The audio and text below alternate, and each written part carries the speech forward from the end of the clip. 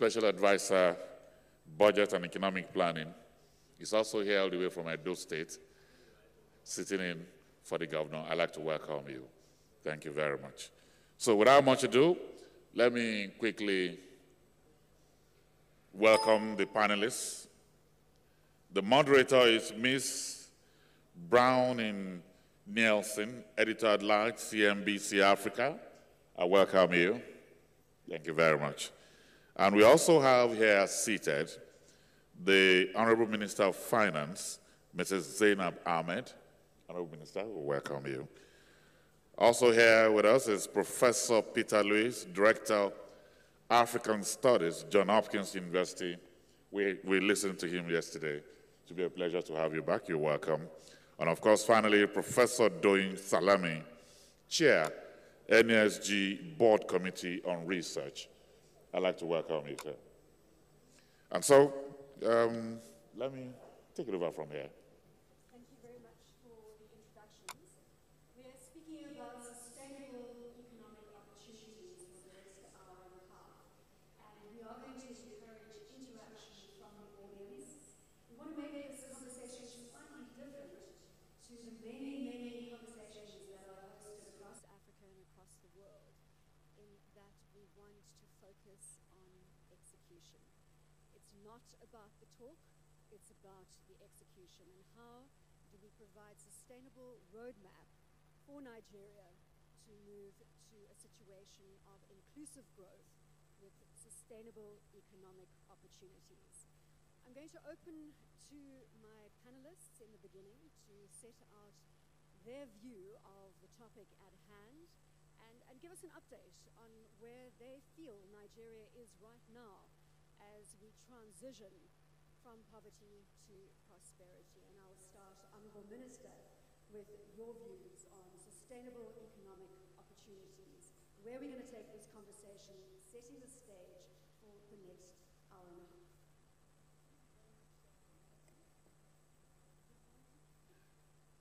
I think you just carry on. Good morning, ladies and gentlemen. Does this work? Yes, it is. Yesterday we had an interesting day with Mr. Peter Lewis painting a picture that was intended to make all of us. There is a very extreme sense of urgency, and I felt that I'm sure everybody knew much about it. We have a situation where there is an economy that is beginning to go back to a path of growth, but it's also exposed to a lot of many external shocks will affect us significantly. We also have this growing unemployment that is really a threat to all of us. We have, on the other hand, also a very large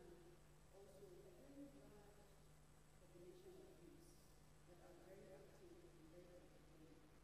So not to insult Mrs. Peter, because I think even though we are a country that is resource-rich, but the most important assets we have is actually our people and our youth. And what we have to do as policymakers is to find how we can engage the youth to productive in the society, to their contribution, and also to bring them into deciding what things they should be involved in. The youth, for me, hold the key to the future, to be able to raise Nigeria from where it is so that we can become another good example that maybe in the years to come will be cited alongside Indonesia, China, and Malaysia. What we're doing now is significant, but it's not enough. We need to do a lot more. The people that are in government don't have all of the expertise that is required to really pull our country and make that quantum leap which is required. So we have to engage more with the private sector. We're doing a lot of engagement. But we have to enable small enterprises to access finance. We have to provide basic infrastructure, especially power for businesses, whether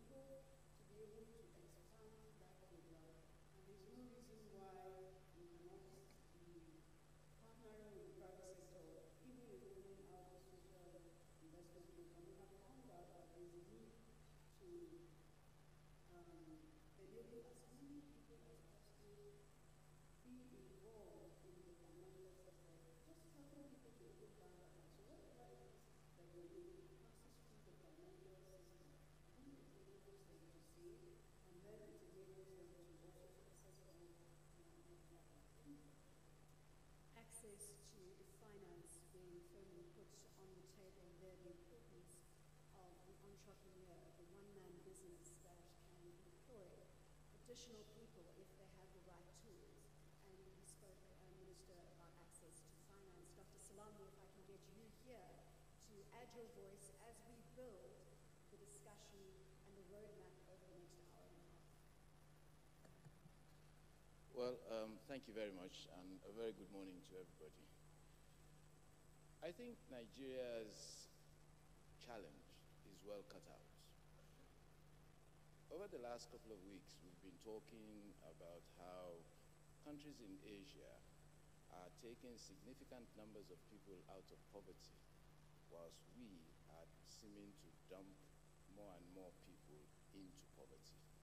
And so when you talk about from poverty to prosperity, what we speak to, or at least what the theme speaks to, and I suppose is our ambition, is to create a scenario where we reverse that movement.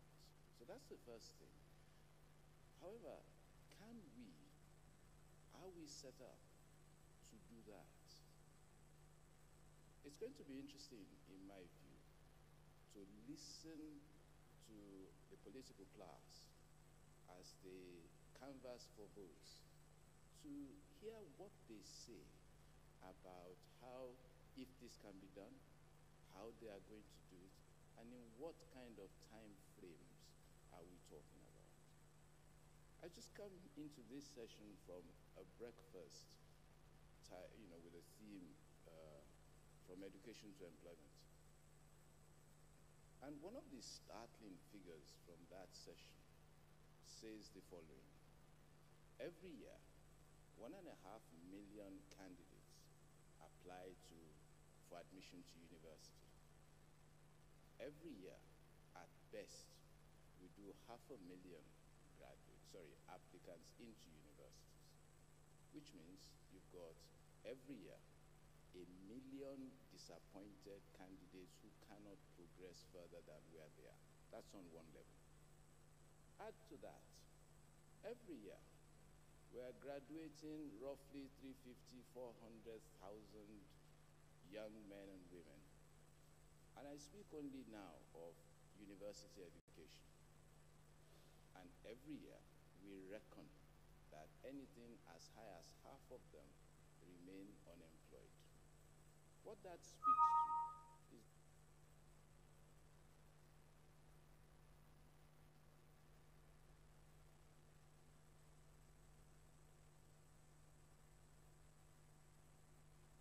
starting, and then we cannot complain about the tensions that breeds. So for me, I am very clear that the nature of our challenge is well defined. Key question, what do we have to do? And I'm, again, pretty clear in my mind. I've spent much of the last 10 years on the periphery of policy making. And I'm clear about a couple of things. First, it is erroneous in the extreme to assume that the government always knows that there is a problem. Second, when they know that there's a problem, and with all due respect, Honorable Minister, I'm not trying to be whatever it is. When the government does know there's a problem, and by the way, don't forget, there are approximately 800 governments in Nigeria. We tend to focus on the federal government, probably because it's the most visible. There are 774 local governments, 36 states, 1 federal capital, and 1 federal government. So better part of 800. So when I talk about policy making, it's at these 3 tiers. So even if they do know there's a problem, they may not have the wherewithal. We sat in a session yesterday with subnational administrators, state governors, and one of them was very frank that, sorry guys, the capacity of my people to do what we would like to do is pretty weak. And so even at the federal level, some of us think the federal is probably the best, but there are gaps. And so you can imagine how much wider those gaps are below the federal. So problem, may not know the solution. Know the solution, may not have the wherewithal. So This is something we must deal with, a capacity problem, even at policy making and policy execution levels. There's no point saying, oh, just do it, execute, execute, execute. There's an underlying assumption that that execution can be done. Thirdly, I'm very clear in my mind that, and I've said this, some of you have heard me say this, and so if it's a repetition, please forgive me, that Nigeria needs to answer two questions very quickly. The first, what role will prices, the price mechanism, play in resource allocation? We cannot for much longer, in my view, continue to run a scenario that is afraid of prices. Prices change. Economics is clear about that. I'm not saying to you that it's all about markets. Please don't get me wrong. I actually do come from an economic school of philosophy. If you take von Hayek's Road to Freedom, that would give you a clear idea of my economic philosophy. But I'm also very clear, markets fail. Just a minute. Markets fail. But that is where governments kick in. And so we must say, what's the role of markets, but also, what is the role of private capital? For too long, Nigeria's governments at various levels have neither been empathetic nor understood private capital. Without being able to deal with these, the theme around poverty to prosperity remains yet a mirage. Thank you very much. We have focused further on investing in climate after we've heard from Professor Zurus, and again, thank you for the riveting keynote yesterday that I think has set the stage appropriately for the entire summit. Professor Zurus, can I ask you to give us your opening statements as we move further into this discussion? Yes, thank you.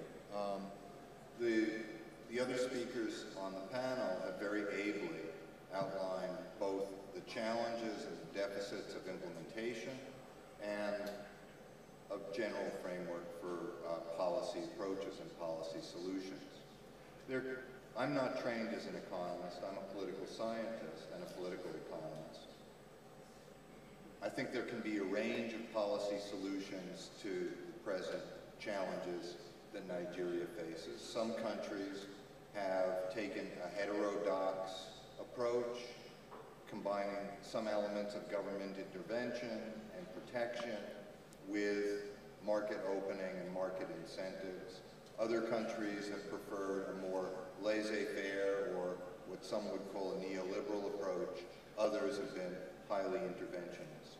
So we can talk about South Korea on the interventionist side during their industrialization push, Chile on the neoliberal side during their economic reforms in the 1970s, and perhaps Malaysia or Indonesia on the more heterodox side. That's a matter of choice, but I find when we look comparatively, the most critical element is not necessarily which program or which direction was chosen, but that one direction was chosen, that it was clearly defined, and that it was sustained over time, to give local and international investors some predictability, some confidence of what they could expect if they committed their capital to fixed assets, if they built enterprises, and if they expanded their commitment to investment. In other words, would they be expropriated in some unforeseen fashion by a sudden currency shift, by a riot that might destroy their business, by a grasping government official that might tax them or demand some kind of payment? If people don't fear a basic expropriation, then they will commit resources. They will commit investment. They'll build out their farms.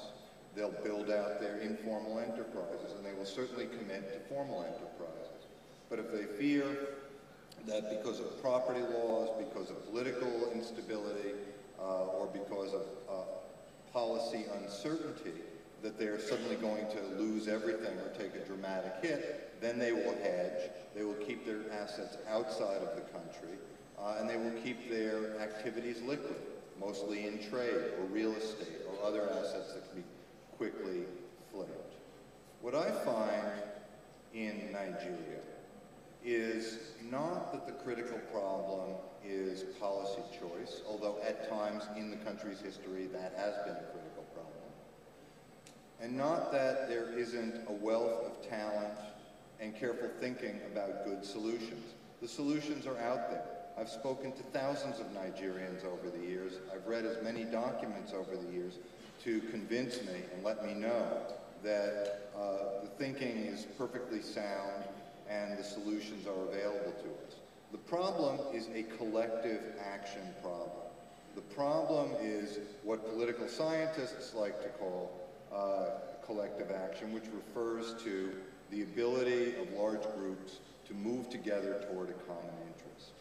And here it's a coordination problem in terms of building institutions that operate on a predictable basis and send regular signals, and more importantly, galvanizing the minds and the energies of the average civil servant, the average entrepreneur, and the average person on a farm or in an enterprise toward a particular goal. If anybody had asked this room or any Nigerian or any person who knows Nigeria in early 2013, what would happen if Ebola landed here? It would have been just shaking your head. My God, it's going to be a catastrophe. Look what happened. If anybody had asked in 1999, do you think you could get mobile phones here and sort out the communications problems, you would get a very skeptical response. If anybody said, do you think that in 10 years' time there could be a $500 million entertainment and media industry in Nigeria, developed by Igbo traders? You wouldn't get very many people taking that bet. But it's happened. And part of it happened without the state, in the case of Nollywood. A lot of it happened with concerted, focused state action, in the case of Ebola, or in the case of the telecommunications breakup. So it's been done. On the political side, we've seen catastrophic elections in this country. 2007, which was called by one observer an election-like event. There was no election at all for many people in the country. By 2011, there was a dramatic improvement, and in 2015, Nigeria made history. For Nigeria and for Africa. A peaceful turnover of power, with the loser conceding. Tell me which person here, regardless of how you're feeling about the outcome, did not hold your head higher and stand taller as a Nigerian the day after that election. Because history was made. So it can be done. It can be done in politics, it can be done in public health, it can be done in critical infrastructure. The possibility is here. The question is what conditions for collective action can build this kind of momentum. And what I'll say quickly and in conclusion in my opening remarks is there has to be some sense of urgency from the executive, from the top, some sense of political urgency. It can be an elected leader, it can be a political party. There has to be some effective team with some depth, not just one or two people, but a small team can really be critical that will stay in place for a long period of time. Trevor Manuel, who made significant positive changes in South Africa, was finance minister for 13 years. And he enabled them to pay down their debts, stabilize the economy, and put in place social income support, a social safety net, which has been critical to South Africa. So some sense of continuity, some sense of urgency, and strong signals to people who are potential investors and holders of capital about the policy path going forward and the security of their investments. Thank you very much, Mr. President. So, as Dr. challenge is well defined. Professor Lewis has gathered his words to say that solutions exist, and we have seen many viable solutions coming forward in the Nigerian economy. But the question now to the Minister, we're now moving into a more dynamic panel discussion after the opening comments, so I will ask the panelists to keep their comments relatively brief as we move through the different themes that we need to cover in this session. Consistency, urgency. We have an election coming 2019. Now we know that politics across Africa largely are determined by elections and the economic activity, the underlying economic activity in an election year generally pauses because of uncertainty. So here we are on the cusp, we're talking about the urgency, the necessity of consistency of policy. 2019 February, we have an election. How is that going to impact the consistency that we so desperately need for investors to stake their claim and to invest in Nigeria? Minister. Well, for the past 4 weeks or so, we've been talking to investors and sending out a message that the President has asked some of us to just keep our eye on the ball, to focus on delivering on the ERDP and delivering on the goals and targets that are set. He has said we should not allow ourselves to be distracted by the elections. So there are a few of us that are simply working towards 2020, which is the life of the ERDP, and also very soon we're going to start developing a longer-term plan. So elections, yes, they have some side distractions, but as long as you keep focused to what you have planned, then you will be fine at the end of the day. We are sure that the President and the past 2019 will continue as President, so our focus is all on 2020, not 2020.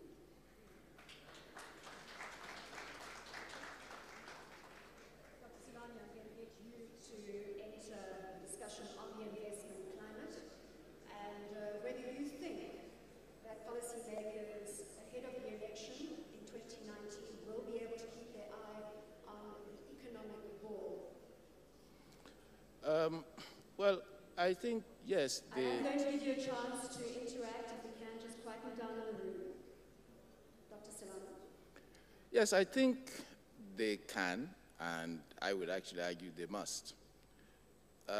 Fortunately, the circumstances that are leading into the election, the economic circumstances, especially the global economic circumstances, look to be benign. And by that, I simply mean oil prices are in the right place as far as we're concerned. Provided the noises around the elections don't cost us oil production, then at least the revenue side of the government should not be impaired. And of course, as we all know here, oil goes the wrong way, and then FX goes the wrong way. And then a whole host of things we don't like kind of happen. So my sense is, ahead of the elections, as we're looking at them, as we're looking at the circumstances that surround the elections globally, we seem to be in a good place. But I think it's important that the elections must enable us to have a discussion around, so what next? Politicians must be able to articulate clearly. So in 2023, when the elections after these next ones will be due, what will Nigeria look like economically? At least, what would they like it to look like economically? Whether they get there or not, we'll make assumptions, as we always do, around what they need, but at least let them articulate what it is that they hope to achieve. Isn't that almost a defined objective? I mean, everybody knows that you want to get Nigeria firing again on all cylinders from the economic growth perspective. You want to get it off the beleaguered 3% growth level and back to the 8% growth level. Isn't that a well-documented target? It's now about how you get there, not so much about vision. I think there is a vision thing, because yes, you may have a vision which speaks to 8% growth, but first of all, is that a realistic vision? We're very clear, the numbers are absolutely clear, that if Nigeria grows by less than 5% annually, you will increase poverty. It's not about reducing poverty. So there is, in my view, a vision thing that needs to be clearly, they need to say to us, we should not be assuming it's 8% growth they're chasing. This is what they're chasing. So we're clear about that. Your point about the implementation, I think is not just relevant, but it's at the heart of it. Now, do we have those who can get the job done, as in round pegs in round holes? So, Dr. Salome, I'm going to bring Professor Lewis in here, because I want you to give us a very honest account of the investment climate as we finish off on this round of the discussion. As Nigeria is seen by the international community, borrowing from your peer group, I want you to be honest about the perception, because perception is everything. And when it comes to people parting with their hard-earned money, as you made that point earlier, investors need to know that they can invest safely in the country, they can make a return, and they can get their money out of the country. Now, in terms of the perception of the investment climate in Nigeria, let's move away from the Nigerian boardroom, which we're all sitting around today at the Nigerian Economic Summit Group. This is the Nigerian boardroom. Give me an external perspective. Well, I think the external perspective, is this on? Yes. The external perspective is not as straightforward as we might imagine. There are positive and negative aspects. On the negative side, Nigeria, because of history that we all know, is considered a high-risk environment. Some of the saga and travails of companies like MTN give some investors pause in terms of how that episode is read externally. At the same time, Citibank, GE, quite a number of other companies, and certainly many Chinese companies are doing very well here, and that is not lost on the international community. I think that in the near term, people expect that there will be a political business cycle, notwithstanding the minister's best efforts and the best efforts by government. That's just the perception, because they expect political business cycles almost everywhere. And some of that could happen off budget and in various ways of moving political money around. That's the perception. On the other hand, I think most investors have already built that into they've discounted for that. They've already built the political business cycle into their... They expect a political business cycle here, that spending will go up, deficits will rise, that discretionary allocations to settle elections will be made.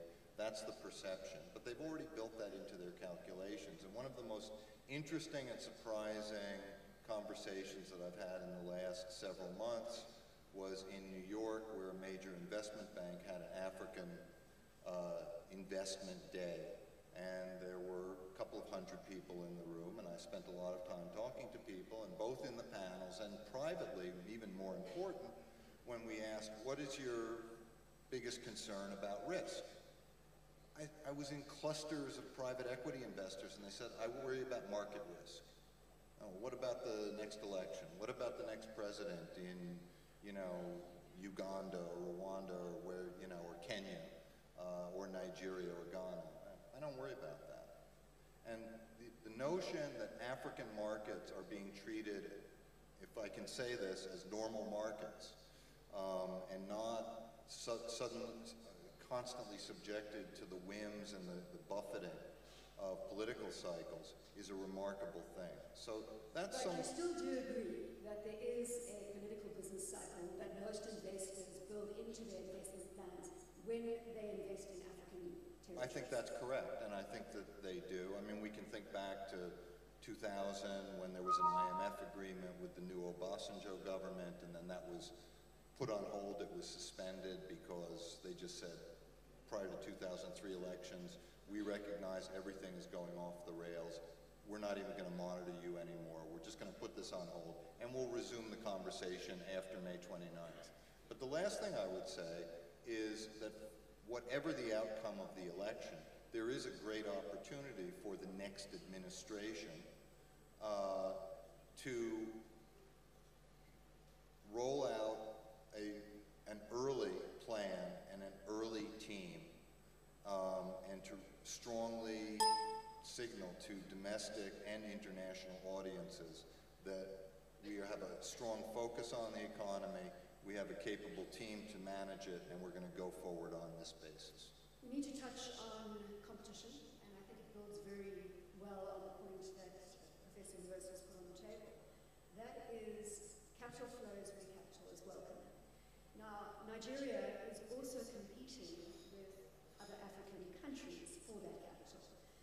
Kenya, Ghana, South Africa are some of the bigger players that have been well documented. Angola is in the fray. How do you ensure that Nigeria holds its own when it comes to competition on the African continent? You have mentioned, Minister, that you keep engaging with international investors, and the message is one of consistency of policy. What I'm seeing is there's still a lot of interest in the Nigerian market. We are competing, of course, with Ghana and Kenya, but we've seen also investments coming into Nigeria. We've seen investors comparing the benefits they will get in the policies interest rate in the US. But in Nigeria, they may get 30%. So if you're a discerning investor, you calculate your risks, you come into Nigeria. This is one of the areas where you get the highest returns in investment. We find that all the risks, every risk, including political risks, can actually be factored into an investment decision. So yes, we have competitors in some of our neighbors, but we are not doing badly compared to our competitors. So when we made an assessment of the outflows of investments from Nigeria, of course the elections have an impact on that, but so are also other global factors like what is happening in the US and also in Europe. We find that the outflow of Nigeria was missed compared to what has flown out of Egypt or Kenya as well as Ghana. So we are still reasonably competitive. I want to bring in the visual here, and I want to talk about Ghana's new airport. Now, we're going to talk about the funding of the airport, who built the airport. One thing I can tell you is that I travel regularly to both Accra and to Lagos. And if we're talking about infrastructure and ease of access to an environment, there is a stark difference between what we are seeing now in Ghana and what we are seeing in Lagos. It is not easy, ladies and gentlemen, to access Lagos. And you do encounter corruption, as I did just 2 days ago by one of the armed guards in Lagos. So, you know, these are anecdotes, but this is the reality on the ground. And sometimes we get caught at a theoretical level, and we're debating these issues that are intangible. Right now, I want to bring it down to the ground level and talk about infrastructure and the level of corruption that we're seeing, specifically at entry ports to these various economies, and how you perceive that as a competitive element. Dr. Salami, I'm talking about now just that bare bones infrastructure arriving into your country. Well, what you describe is what we hope we move away from. I'm unwilling to challenge your position. It's what you've experienced. It doesn't help us. And we have got to go, in my view, a bit differently in our review and actions when we talk about corruption. You look at wages, and they're incredibly low across swathes of the Nigerian economy. Indeed, I had cause recently to take a look at consumption data across the Nigerian household landscape. And when you break it into deciles, 10% bands, of the 10 bands, only one band had an improvement in its consumption, in its share of consumption over the last decade. And that's the top decile. So pretty much every band below that has hemorrhaged capacity to consume in favor of the top. So what we're seeing is upward concentration of income. And to the extent that that's the case, and by the way, it's not a Nigeria-specific phenomenon, it's a global phenomenon. However, in our circumstances, given the relatively low levels of remuneration, some of these issues around corruption, sometimes we call it low-level corruption. However, if these are your first ambassadors, when people come in, then it leaves a bitter and potentially lasting taste in the mouth. And so we need to go back and review what exactly our arrangement. It's not about seconding special people there, no. It's about a holistic review, not just of customs, immigrations, or any of that. It's a holistic review of the systems of remuneration, reward systems in this economy, and how those fit into aspirations. As you say, these are the ambassadors. This is the first touch point with your country. They are the ambassadors with your potential investors, your tourists, your visitors. Yes. The World Bank, Professor Lewis, in 2016 says that Nigeria needs to create another 40 million jobs by 2030 to cope with the new market entrants. Yes. Now, Dr. Salami mentioned that he had just been at breakfast dealing on education and jobs. We know that the reason that there's corruption is for the very reason that Dr. Salami has already stated, the wage is low. There's 50% unemployment in the formal environment in Nigeria. There's a crisis at hand, unabated poverty. So my question is, how do we fast-track solutions to create employment? And I don't know whether it is vocational training, what it might be that is going to ease the situation which is getting worse and worse. When somebody says there is a deficit of 40 million jobs in Nigeria, I think that there's a deficit of 40 million livelihoods in Nigeria. And I keep coming back to this very revealing figure, also from a World Bank study, but that I found quite impressive. And it was simply that if you analyze the Nigerian labor force, about 10% of the labor force is employed in the government sector. 3% is employed in formal private enterprise. And 88% is so-called informal or self-employed. What does that mean? Farmers and urban services. And some maybe small manufacturing, furniture and things of that sort. So the question then becomes less how do we vocational training and job services and so forth to get those people into non-existent private sector jobs. And certainly we're not going to expand the public sector to cover those people. But how do we get their incomes higher? And with higher incomes, obviously they can pay school fees, they can pay for health care, they can buy more merchandise, therefore providing a basis for domestic industry. That creates a virtuous circle. How did many countries do this? Well, I've talked about Indonesia. I mentioned China yesterday. In both of those instances, very different systems. One was market-based, one was, at the time, a communist system with a command economy. They made fundamental reforms in the rural sector, which enabled farmers to dramatically raise their incomes. And hundreds of millions of people, or tens of millions of people, were able, and families were able to increase their consumption and to improve their livelihoods. So that's how I think about this. And when I think about the critical bottlenecks, once again we come back to education is important, medium term. That's going to yield returns soon, but not immediately.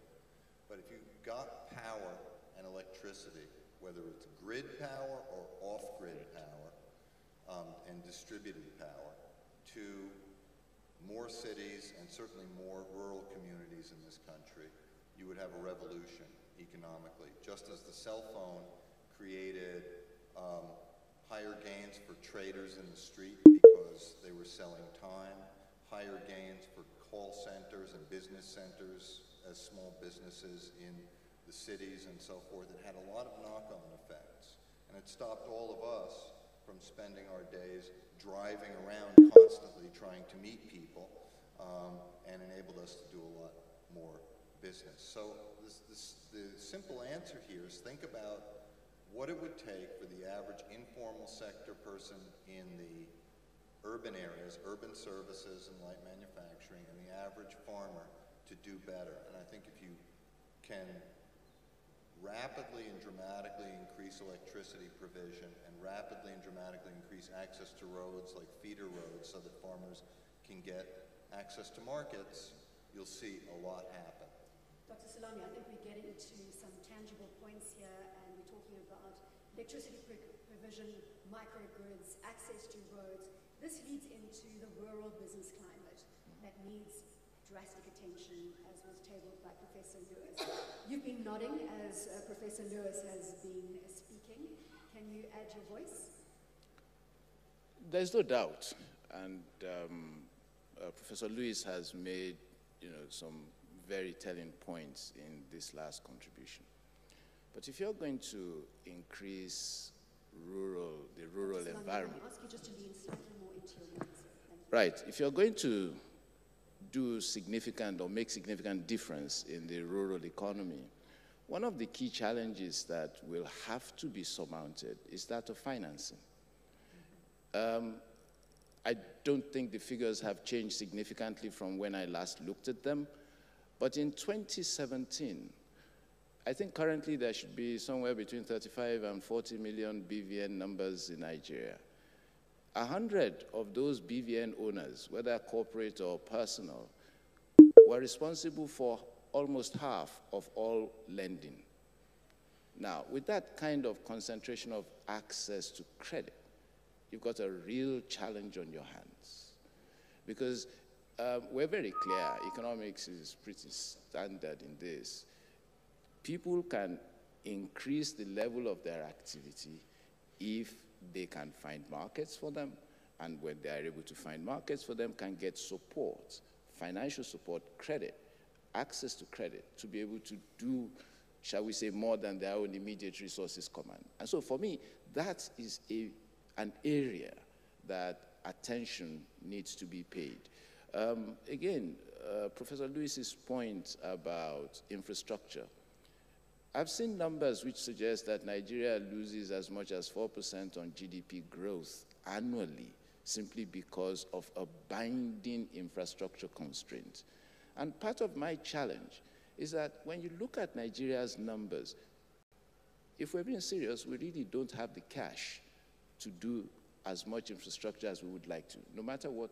And we must commend the government. Highest levels of spending, we can have an argument about effectiveness, but for me, the role that the private sector, local and international, can play if you have the right policies, the right legislative environment, the right regulatory environment, and if we can build a mindset in the, shall we say, deep state, in other words, the civil service, that the private sector is not nearly as monstrous as sometimes they are made to look.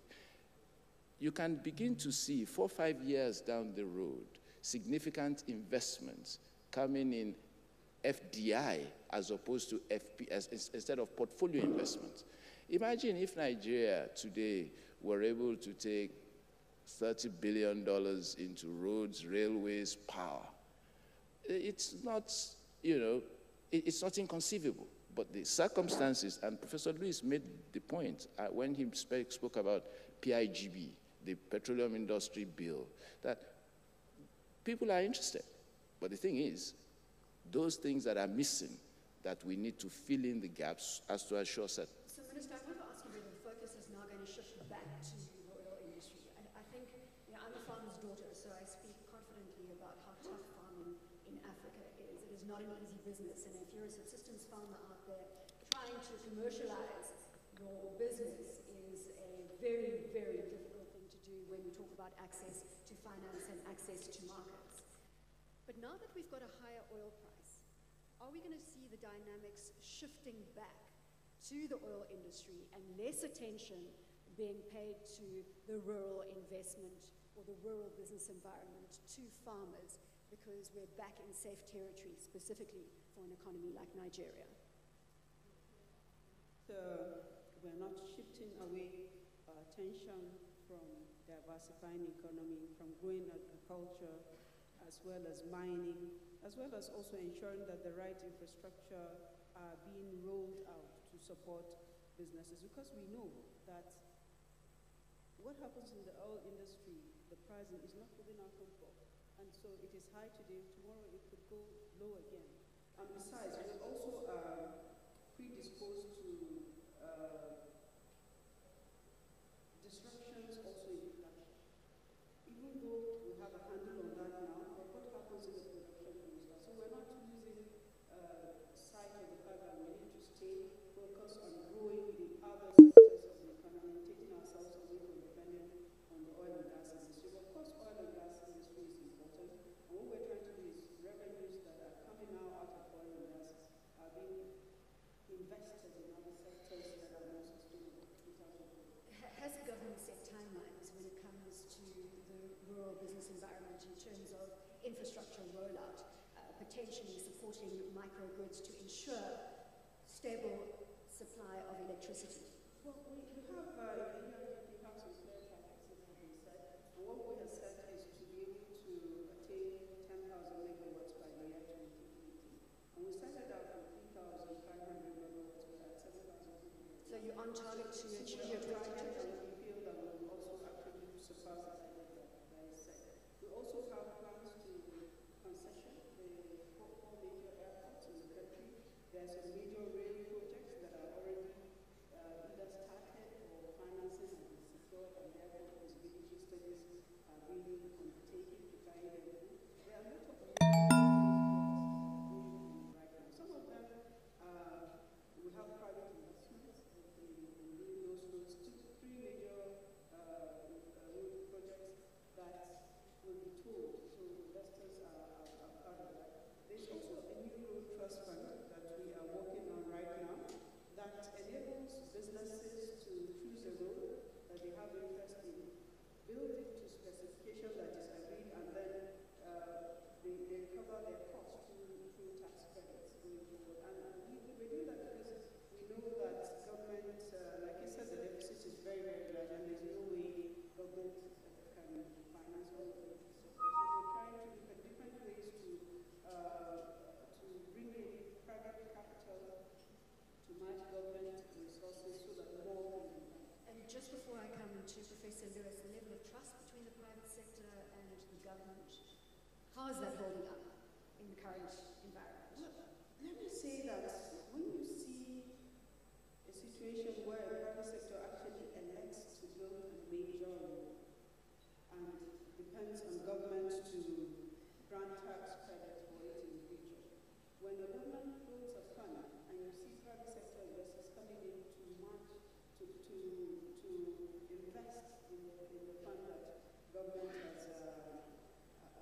has floated, it's a sign of comfort between what government is doing, and it's a sign that is saying we have confidence in what you're doing. Confidence has been building up gradually, and it's picked up momentum both locally as well as internationally.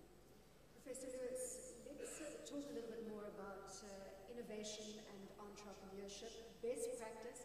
Draw from some of those examples that you've alluded to in terms of how policy can make innovation kickstart an economy. And you spoke about M-Pesa a moment ago. You spoke about what mobile phone has done for banking across the African continent. Now, when we have these discussions across Africa and across the world about Africa's progress, sometimes the fact that we don't have legacy infrastructure in many of our territories is a good thing, because we're going to use technology to leapfrog the developed world solutions. So talk to me about how we can really get that culture of innovation and entrepreneurship vibrant and ignited in Nigeria. Well, it's happening here already. I spend a fair amount of time in Lagos, and Lagos is, as everybody knows, unlike the rest of the country. It's its own separate economy.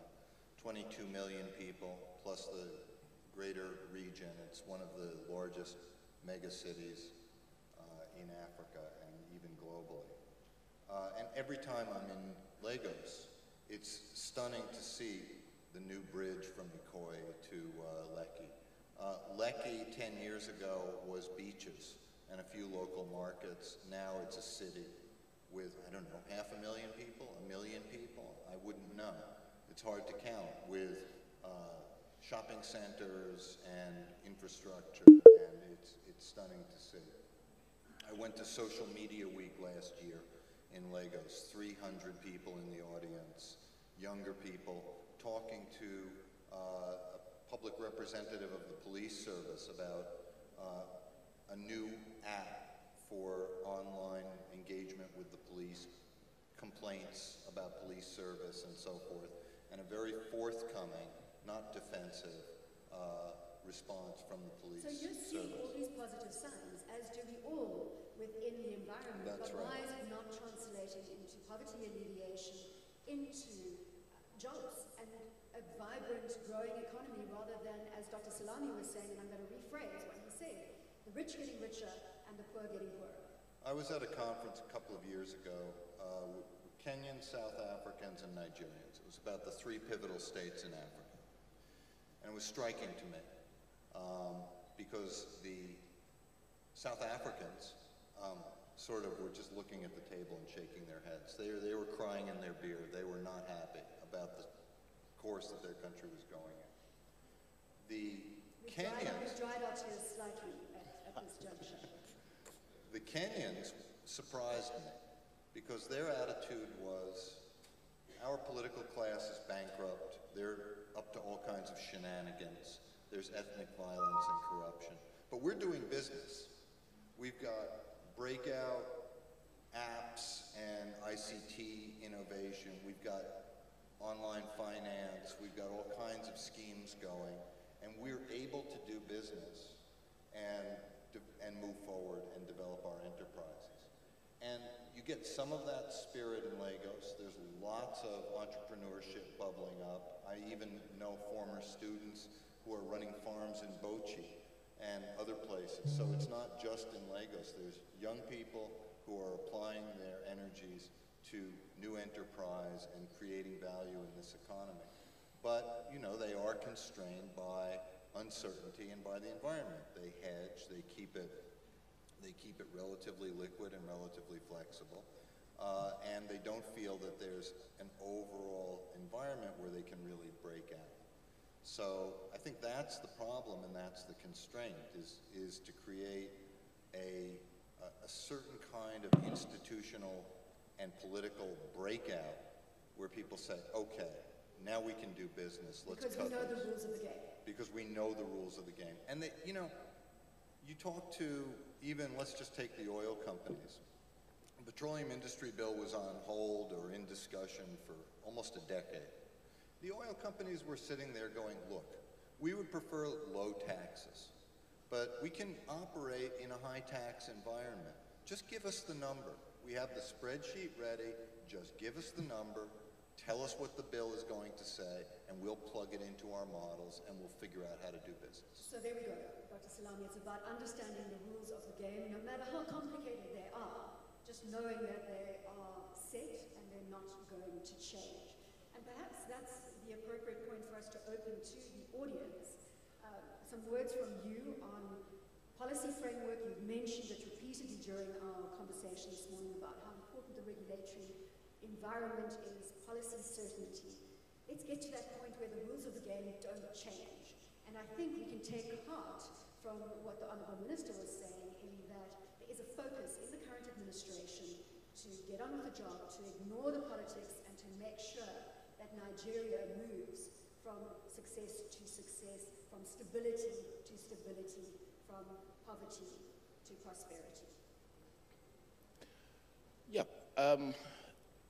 I think it's, you know, pretty rudimentary to say that the regulatory environment really must be one that you can understand, and where possible, you are able to predict what's going to happen next. Yeah, there's a lot out there. I think Professor Lewis mentioned MTN and the issues around that. My view is pretty simple, that we do need a regulatory philosophy that understands the need for growth, urgent need for growth. That is not to say that it must condone or in any shape or form acquiesce to illegalities, but we need a regulatory environment where it's not first and foremost about revenue raising. Revenue raising is very important, but if you're raising revenue at the expense of output, then you do so at the expense of jobs and, funny enough, at the expense of future capacity to raise revenues. For me, there are some things that are sort of heart-gladdening. You look at the National Assembly and some of the bills, some executives, some from the House, or sorry, from the National Assembly, that are going through. And one of the things that I am seeing across a whole raft of bills, especially around infrastructure, is that thing which says legislation on one side, policy on another side, regulation, very clearly defined buckets. In my view, the legislative part begins to give more confidence to private investors who know that the point that Professor Lewis made earlier about unexpected expropriation. You just don't put your money in long-term things because you worry that the next guys who come may throw you out of it. But please, let's also appreciate, it's not just at the federal level. These things have got to percolate to subnationals, because we are usually in danger of holding the federal government to standards that we do not apply to the states. And in my view, they probably have the capacity for even bigger damage than some of what we speak to. So for me, there's no, it's a sine qua non. You do need a regulatory environment that we can understand its philosophy, what's going to happen next, and actually be confident in it. But it's not just at the federal level. Let me pick up there, Honourable Minister, in terms of filtering regulation policy down through the different layers of the Nigerian economy. Your thoughts, and then please signal if you would like to ask questions at the stage. I just need a hand. We'll deploy a roving mic. Thank you very much, sir. Your second, Minister. This administration, I think, more than any other, has engaged more closely with the states. Every month, we have a meeting chaired by the Vice President with all the state governors, either present or represented by, mostly themselves, they come, where they don't come, their deputy governors. And policy issues are discussed in those meetings. When the Federal Executive Council takes a decision, it's taken to also, some of the decisions are taken to the governor's forum first before it really comes to the federal. So we want their buy-in so that they understand that the implementation has to be also done with them. And there are some laws that were passed, or some policies that were passed that would have encouraged them to domesticate, to also pass similar policies or legislations so that implementation will be seamless. And we also talk some common bodies where, like the Transcorp, for example, is made of both federal revenue service as well as the state revenue services. There's a competitiveness council, the ease of doing business council, several such efforts that are in partnership with the states. Right, as we open to the audience, we're talking about sustainable economic opportunities. As a panel, we've touched on investment climate. We've touched on competition, rural business climate, entrepreneurship and innovation. We've spoken about infrastructure and access to finance. The gentleman in the back, sir, if you could go first. I'll take 3 questions at a time. We'll get the panel to answer. Please keep your questions brief and make sure that they are targeted or set to the appropriate person. Thank you, sir. Could we get a roving mic? All right, thank you very much. My name is Emmanuel Tarifa, Management Consultant. I run a private practice. I'll direct it to Professor Peter Lewis because he seems to be very knowledgeable at Nigeria. And that fascinated me. There's a force, a third force. I've been looking for the reference, and if I find it, I'll share it. It's by a Malaysian, I think, professor, who said that there's a third force in Nigeria, apart from the private sector, the public sector, and I think we're not talking about that force, and I'll explain why, is the religious sector. Now, this sounds a bit sensitive because religion is sensitive, but let me give you the numbers. More than 50% of northerners, of which I'm one, are going to vote next year on the basis of religion.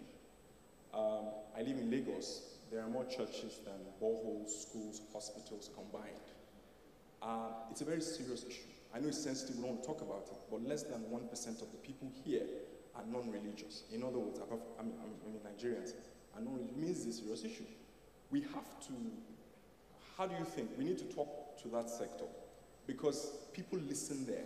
So even some of us pay our taxes there 10% every month and we don't default. How much more of FIRS and Co? So if you want to talk to Nigerians, you have to talk to them through the language of religion. Now, I'm not saying we should start a religious debate or what, that's not why I'm here. I'm talking about education. I'm talking about employment.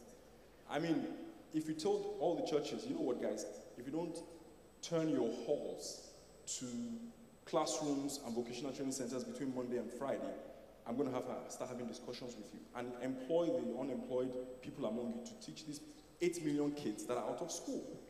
That looks like a very practical, low-hanging fruit we can get. Thank you. I think we're going to pick up on that in Thank just one moment. Sir, can I take your question? Could we get a roving mic to the front here, please? Could I have a roving mic in the front? Thank you. Thank you very much.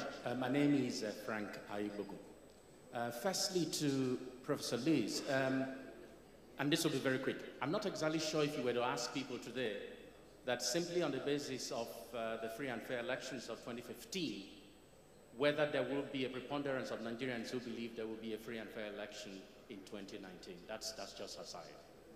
My question is for the Honorable Minister of Finance. And it's to ask, is the government aware, because you say that you engage the private sector and that there is still interest in investment in Nigeria. The record that I have suggests that for second quarter 2018, in terms of FDI, Nigeria had just about $300 million. And for the whole of last year, just about $1 billion. Second quarter 2018, Egypt attracted 10 times what we got into its energy sector alone. So is the government aware that until very recently, investors and private sector people were essentially of the view that this government has a pretty damning view about private capital, and that situation has been worsened by the government's attitude towards MTN. And I just give you one more very briefly, sir. anecdote very quickly. On the 8th of October, and we had a sizable Nigerian delegation. We're in London for the Financial Times Africa Forum. Every question that was asked of me there was simply, after MTN, which is the next company to be hit in Nigeria? Thank you. Thank you very much. Thank you. My name is Engineer Ezio Golo. My question is directed to the Honorable Minister of Finance. I want to congratulate the government for all they are doing in developing the country and in fighting corruption. But I also know that we have a Fiscal Responsibility Act, which primarily aims at ensuring that you do not award any jobs where you don't have the money to pay.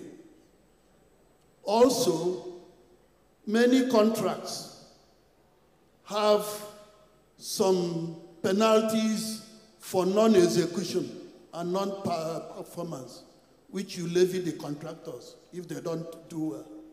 But it also says that for well-performed projects, the interim certificates must be paid within 1 month. Some few allow for 2 months. But generally, governments do not keep their own in this country. The contractors, when they do not do well, are normally punished and other things. But governments, 6 months, they may not pay their bill. 1 year, they may not pay their bill for 12-month contracts. So I'm going to ask you just to clarify your question. Okay.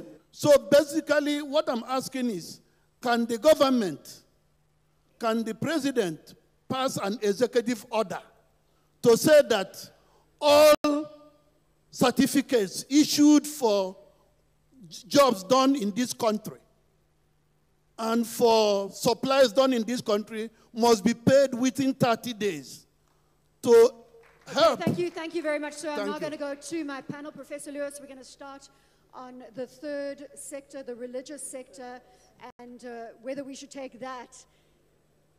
I'm going to ask you to settle down. I'm going to take more questions from the audience.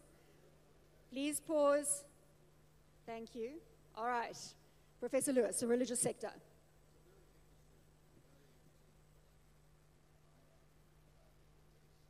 Nigeria. We know that it's a very interesting question, and it requires some thought. We know how pious and how religious Nigerians are in all of their faiths. And as I see it, the religious sector really can be thought about in 3 ways. One, as a source of values. Second, as a provider of services, because there are many social services and educational provisions that are provided through churches and mosques across the country. And third, frankly, as a business sector. If one looks at the size and scale of some of the large churches, particularly in Lagos, Ibadan, which is an area I know better, clearly, and we know from the headlines, there's a lot of money going into those enterprises. So then the question becomes, how can those enterprises and those institutions, which are so important to the community, add value to the development enterprise? Direct values toward innovation, enterprise, community solidarity in ways that are positive for the economy. Provide social services in ways that help people to get jobs and maintain some safety net in difficult times. And use their resources in responsible ways that further social purposes and economic growth. I don't necessarily have an answer to that, but I do think that the speaker, the participant who raised the question, has asked the right questions, that it is a very important segment of this society and this economy, and engaging with clerics and engaging with the mosques and the churches is an important dimension of not just politics, as we know, but also economic development. The second question, which can be quickly answered, can we expect a free, fair, credible election in Nigeria in 2019? I hope so. Professor Atahiru Jega, who very ably led the INEC for 5 years, from 2010 to 2015, in 2 elections, he regularly promised an election that would not be perfect. And he delivered on his promises. This was one of his favorite lines that I heard dozens of times. The election won't be perfect, but we want it to be free, fair, and credible. We know that neither the 2011 or the 2015 election was perfect, but they were credible. They were accepted by the broad mass of the Nigerian public, and they were dramatic improvements on previous elections in Nigeria and in the Fourth Republic. And we certainly hope that his successors in INEC and the culture of electoral vigilance that has been established among the citizenry and the voters can carry forward for a peaceful and credible. Professor Lewis, I'm going to take you to the Honourable Minister. You've got 2 questions back to back. The first one is whether the government has a realistic view of the private capital environment towards Nigeria and whether it has in fact acknowledge that damage has been done. And the MTN example was tabled. The MTN incident was a very damaging one for us, and that was one of the reasons why we have been out trying to engage investors. But you see, there's a tendency for even businesses, big businesses, to take regulation and government for granted. Only after that incident happened, all of the information that the CBN had been trying to get for 2 months actually came.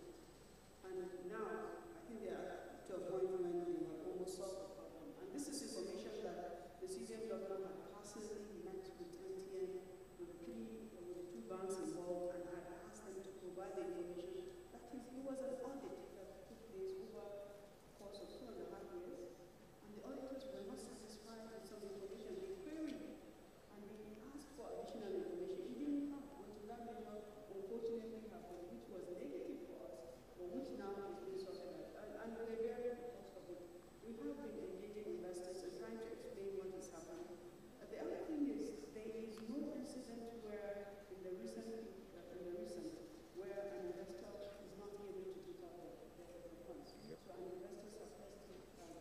So the foreign exchange crisis is way behind you. Because of the stability now in the foreign exchange market, the turnaround and request to get sources is very, very standard, is expected. So we are trying to make sure that this doesn't happen again. We're continuously discussing with the monetary authorities. There will be no company next after MTN, because you said who's next. Nobody is next, because we just can't afford this kind of incidences.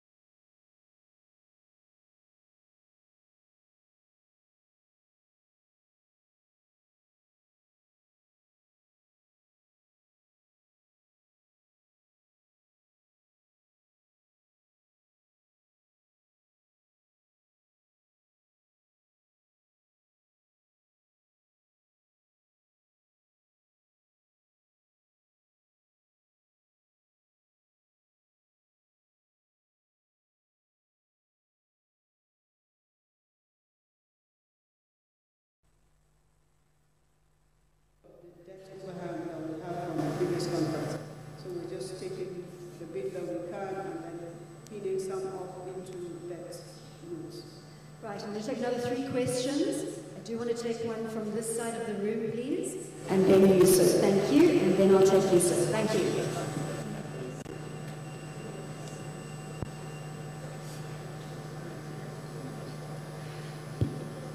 Thank you. I work for BCX. 2 submissions. Honorable Minister, thanks for the good effort in terms of financial inclusion as well as empowerment. According to Professor Louis yesterday, he was talking about let's shift focus from job to livelihood. And talking about livelihood, we're talking about the formal and informal sector as well as SME.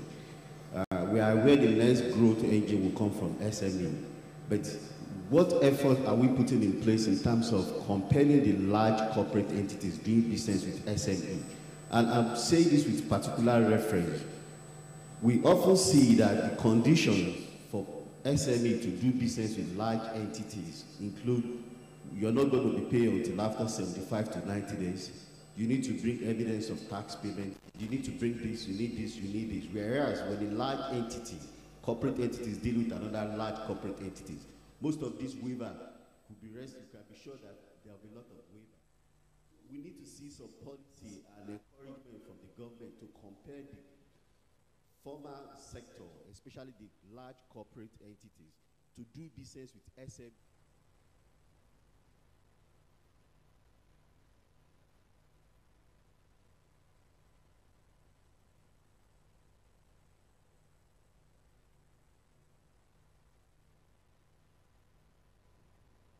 He was talking yesterday about a country that within a decade decided to focus on growing coffee, and within 10 years it became the second largest producer of coffee.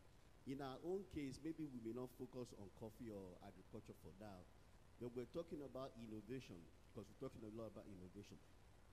This is another sector that actually, if you focus on, irrespective of the infrastructural decadence we're seeing today, we could leapfrog. And we're talking about homegrown technologies, where we could turn this to knowledge-based economy. We've seen a lot of young innovators, especially in fintech, developing couple of applications that could actually aid the cost of doing business in Nigeria today.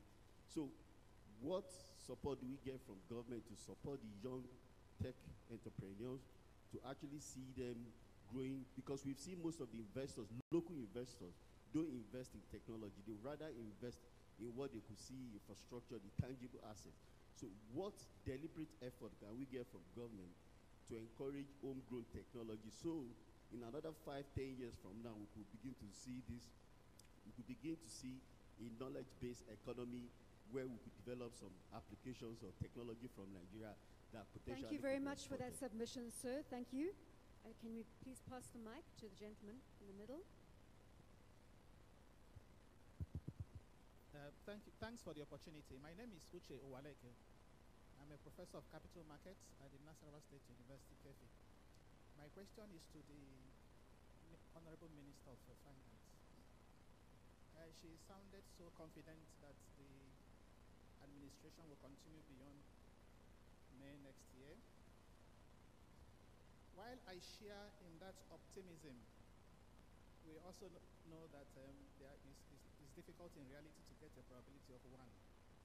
So my question is, what safeguards are in place by the government to ensure that the ERGP survives beyond May in the unlikely event that the president doesn't continue next year? So is the government thinking of getting a law to back up the ERGP, just as to have in Pakistan, where the economic policy is supported by law? Thank you very much. Thank you very much. I'll take a final question from the gentleman here. Thank you, sir. Thank you very much. My name is Mansour Ahmed. I work for the Democratic Group.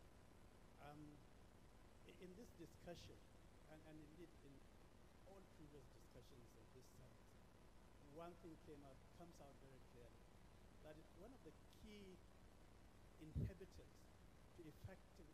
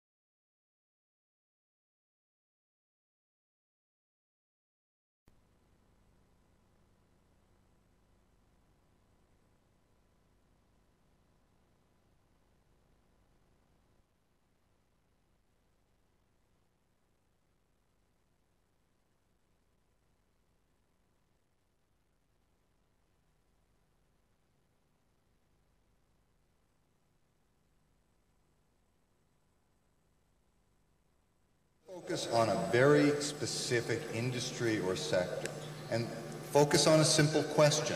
You know, how can we get SMEs to invest and prosper? What are the conditions that are now lacking? What would need to change? Access to finance, infrastructure is what we've emphasized here.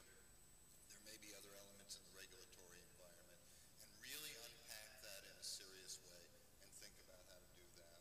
Similarly with technopreneurs, I think we have good evidence from across Africa that even in difficult regulatory and institutional and governance settings, people can do things.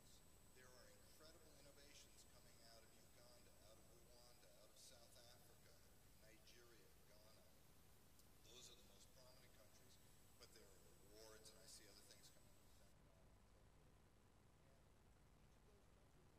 They have their problems, and yet there are opportunities for people to mobilize finance and get their products out. And so again, a industry-focused lab or consultative group could, I think, help to sort through that. On implementation, I won't necessarily go into agriculture. It's a big topic, and I think, you know, the former agriculture minister here had some good ideas, but continuity and implementation. On continuity, I was very impressed by the presentation at the end of yesterday's session by the former director of the Federal Inland Revenue Service, who said, whatever groundwork has been laid for you by your predecessor, simply say to any next administration, whether it's a second term or a new administration, regardless, look at the groundwork that's been laid for you, and you'll get the credit if you succeed. We went from negative growth to barely 1%. Now it's 2.5%. Look at what happened in 1982. The economy crashed for 2 decades. That's not what's happening now. So some work has been done. Some changes have been registered. We're not in a great place, but the groundwork has been laid for the next administration, whoever that may be, to do better. And on implementation, again, I think I come back to this beating the drum on collective action. You don't have to have a perfect civil service. Indonesia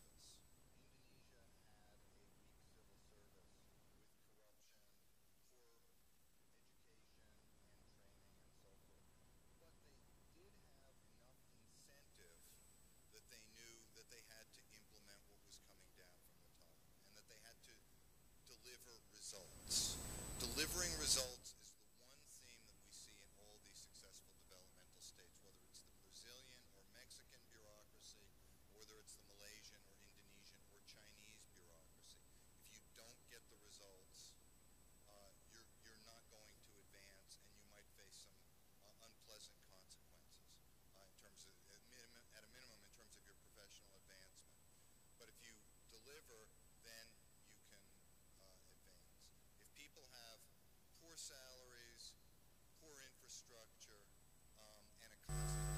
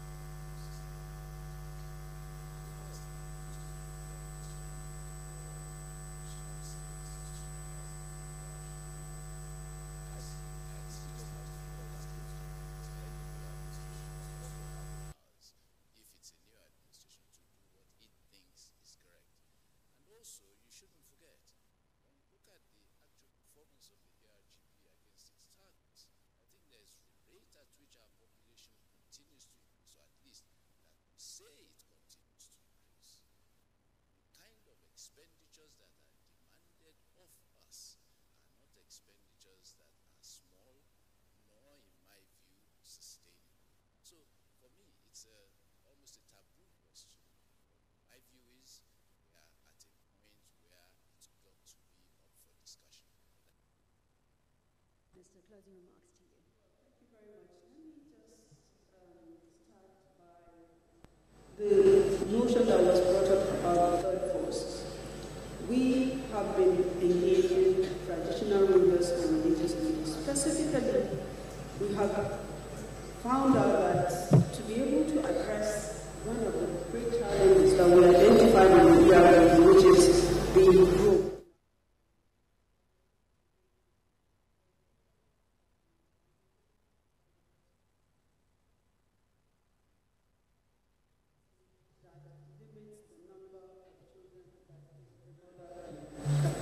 Because that is important for sustaining and also on the issue of maybe making a policy to have large corporates cooperate.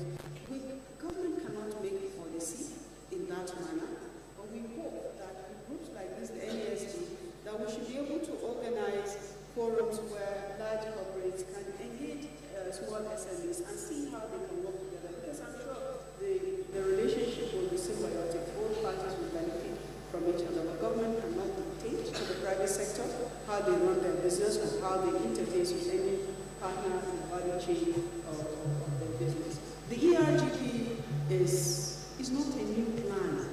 We never claimed we made a new plan. It's a plan that is still what was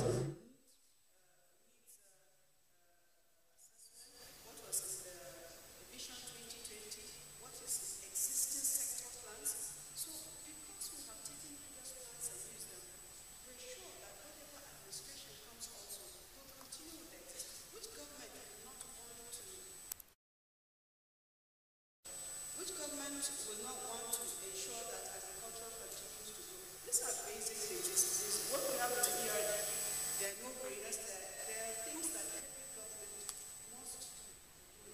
That is what we have in the ERG. So we have no fears that we will discontinue. We can change the name, we can change the cover, and the priorities will remain the same. And another thing that will ensure its continuity is that it was done with collaboration. Because so many people involved that you just cannot ignore it. So it's not a government plan, it's a national plan. It's a plan that involves Nigerians, businesses,